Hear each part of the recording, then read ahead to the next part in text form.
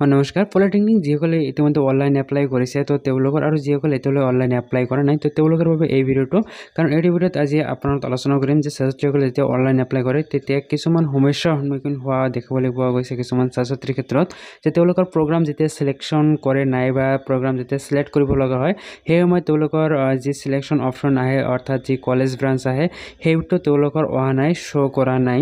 এইটো এটা তেওঁলোকৰ সমস্যা হৈ পৰিছে কিছুমানৰ। লগতে কিছুমান এইটো কৰিছে যে ভুলকৈ অলৰেডি সাবমিট কৰিছে কিন্তু কাৰেকশ্যন আৰু নহয়, কাৰেকশ্যন কেনেকৈ কৰিব অলৰেডি লক কৰি দিছে, এইটো কেনেকৈ আকৌ কাৰেকশ্যন কৰিব পাৰিব। তো সেই বিষয়ে আপোনালোকক জনাম যে এইটো কেনেকৈ সম্ভৱ, নাইবা আপোনালোকে কেনেকৈ কি উপায়ৰ মাধ্যমেৰে কেতিয়া আপোনালোকে এই কাৰেকশ্যনটো নাইবা সংশোধনীটো আপোনালোকে কৰিব পাৰিব।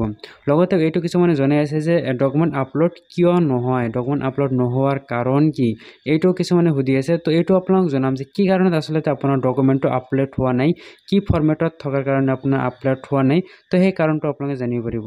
লগতে আপোনালোকে এইটো জানিব পাৰিব, বহুতৰে এইটো কনফিউজত আছে যে তেওঁলোকে হায়াৰ ছেকেণ্ডেৰী ফাৰ্ষ্ট ইয়াৰ নাইবা ছেকেণ্ড ইয়াৰ পাছ কৰিছে কিন্তু ইয়াতে যি ছেকেণ্ড ইয়াৰ অপশ্যন আছে যে ভৰাব দিছে ক্লাছ 12, সেইটো তেওঁলোকে ভৰাব নে ভৰাব নালাগিব, ভৰালে কি হ'ব আৰু নভৰালে অৰ্থাৎ তাত সেইটো ফিল আপ কৰিলে কি হ'ব আৰু ফিল আপ নকৰিলে কি হ'ব, সেই বিষয়ে আপোনালোকক জনাম। লগতে আপোনালোকে এইটো জানিব পাৰিব যে কিমানটা আপোনালোকে প্ৰিফাৰেঞ্চ দিব পাৰিব, আপোনালোকে সেই বিষয়ে জানিব পাৰিব। তো চাওক, প্ৰথম যিটো কুৱেশ্যন দিয়া আছে যে প্ৰগ্ৰাম চিলেকশ্যন নাইবা প্ৰগ্ৰাম কিয় শ্ব' কৰা নাই। তো চাওক, প্ৰগ্ৰাম যিটো চিলেক্ট কৰিব লাগে তাৰ আগতে আপোনাৰ কাম আছে যে আপোনালোকৰ প্ৰফাইল ডিটেইলছখিনি আপুনি কমপ্লিট কৰিব লাগিব, আপোনাৰ মাৰ্কখিনি আপুনি ভৰাব লাগিব মেট্ৰিকৰ, আপুনি যদি হায়াৰ ছেকেণ্ডেৰী পাছ কৰিছে সেইখিনি আপোনালোকে ভৰাব লাগিব, তাৰপিছতে আপোনাৰ প্ৰগ্ৰাম চিলেকশ্যনটো আহিব।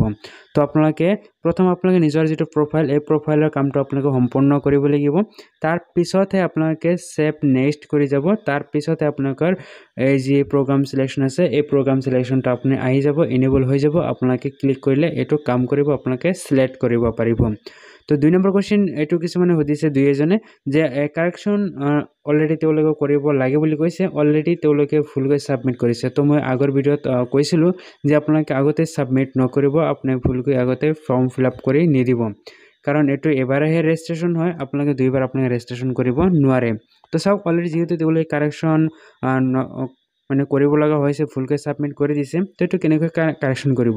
তো চাওক, কাৰেকশ্যন কৰাৰ বাবে আপোনালোকক নাইবা ছাত্ৰীক সময় দিব এদিন নহ'লে 2 দিন, ইয়াতে 2 দিন ছাত্ৰী সময় পাব, এই 2 দিনৰ ভিতৰত তেওঁলোকে ছাত্ৰীয়ে কাৰেকশ্যন কৰিব লাগিব। কিন্তু মই আপোনাক এটা ছাজেশ্যন দিব বিচাৰিছোঁ যে এইটো কাৰেকশ্যনটো বৰ্তমান সময় নহয়, কাৰেকশ্যনটো পিছতহে হ'ব। তো বৰ্তমান সময়ত যিহেতু আপোনালোকে কাৰেকশ্যন কৰিব বিচাৰে যদি, তেনেহ'লে আপুনি কাৰেকশ্যন কৰিব পাৰিব। এই ক্ষেত্ৰত আপোনাৰ অলপ সমস্যাৰ সন্মুখীন হ'ব।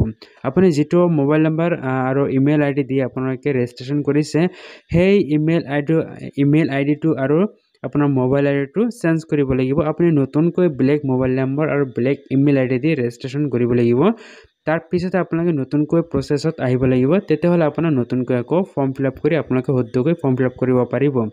আৰু যদি আপুনি আগতে ৰাখিব বিচাৰে তেনেহ'লে আপুনি পিছত আপোনাক সময় দিব, এইটো DTA এটা নটিফিকেশ্যন জাৰি কৰিব যে সময়ৰ ভিতৰত আপোনালোকে কাৰেকশ্যন কৰিব দিব, কাৰেকশ্যন যেতিয়া কৰিব দিব সেই সময়ত আপোনাক কাৰেকশ্যন কৰি দিলে হৈ যাব। আপুনি যিটো ভুল হৈছে আপুনি এইটো কাৰেকশ্যন কৰি দিলে হৈ যাব, নিজৰ নামো হ'ব পাৰে, ডেট অফ বাৰ্থ হ'ব পাৰে, আদাৰ্ছ যিকোনো ভুল হ'লে আপুনি কাৰেকশ্যন কৰিব পাৰিব।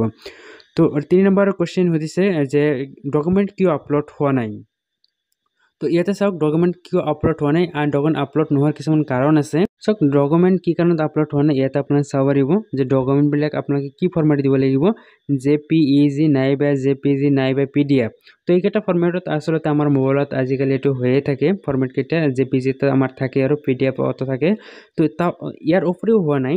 তো ইয়াতে চাওক, কিছুমান ইয়াতে এটা কণ্ডিশ্যন দি আছে যে আপোনাৰ চাইজটো কিমান হ'ব লাগিব, যে 10 KBৰ পৰা 500 KBৰ ভিতৰত হ'ব লাগিব। কিন্তু আমাৰ আজিকালি যি মোবাইল এণ্ড্ৰইড মোবাইল, এই এণ্ড্ৰইড মোবাইলত যদি কোনোবা এটা ফটো তোলে, ইনকাম চাৰ্টিফিকেট নাইবা কোনো ডকুমেণ্ট যদি ফটো তোলে, সেই ফটোটো কিমান হয় 3-4 MB লৈকেও হৈ যায়। তো ইয়াৰ বাবে কিন্তু এইটো আপলোড হোৱা নাই। তো আপোনালোকে যদি আপলোড কৰিব, যদি আপলোড হোৱা নাই তেনেহ'লে আপোনালোকে চাইজটো এবাৰ চেক কৰিব, তাতে চাব চাইজটো 500 KBতকৈ বেছি আছে, 500 KBতকৈ বেছি আছে, আপোনালোকে এইটো কি কৰিব লাগিব, কমাব লাগিব। কমাৰ পিছত আপোনালোকে এইটো আপলোড কৰিব লাগিব। তো কেনেকৈ কমাব সেইকাৰণেও আপোনালোকে অনলাইনৰ হেল্প ল'ব পাৰে, আৰু যদি বিশেষ কোনো কাৰণত আপোনাৰ অসুবিধা হৈ গৈছে তেনেহ'লে আমাৰ লগতো কণ্টেক্ট কৰিব পাৰে। নেক্সট কুৱেশ্যন হৈছে ছেকেণ্ড ইয়াৰ তেওঁলোকে ডিটেইলছ ভৰাব লাগিব নেকি। চাওক, যদি আপুনি ফাৰ্ষ্ট ইয়াৰ ছেকেণ্ড ইয়াৰ পাছ কৰিছে সেকেন্ড ইয়াৰ পাছ কৰিছে তেনেহ'লে সেকেন্ড ইয়াৰ ডিটেইলছটো আপোনালোকে ভৰাই দিব, তেতিয়াহ'লে পিছত আৰু আপোনাৰ গেপ লৈ কোনো ধৰণৰ অসুবিধাৰ সন্মুখীন নহ'ব। এইবাৰ গেপৰ কথা যিহেতু উল্লেখ কৰা নাই, কিন্তু ডকুমেণ্টছ ভেৰিফিকেশ্যনৰ সময়ত হয়তো আপোনাৰ এইটো